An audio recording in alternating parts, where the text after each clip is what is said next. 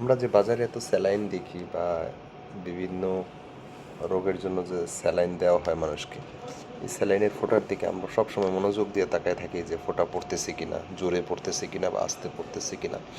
কিন্তু আমরা অনেকেই জানি না আসলে যে স্যালাইনের ফোঁটা কতক্ষণ, মানে কত ফোঁটা করে প্রতি মিনিটে পড়লে এটা কতক্ষণ সময়ে শেষ হবে। এটার কিন্তু খুব সুন্দর একটা ক্যালকুলেশন আছে। সহজে মনে রাখার উপায় হলো যে আমরা যে স্যালাইনগুলো ইউজ করি বেশিরভাগই ১ লিটারের বোতলে পাওয়া যায়।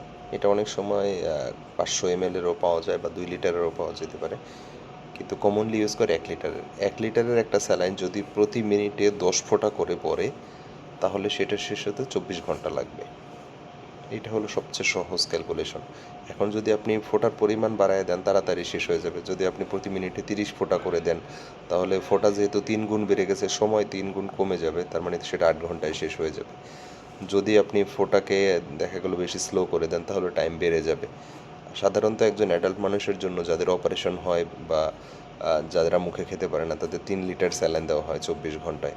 ওই ৩ লিটার স্যালাইন যখন তার শরীরে শেষ করতে হবে ২৪ ঘন্টার মধ্যে, তাকে ৩০ ফোঁটা পার মিনিটে দিতে হবে।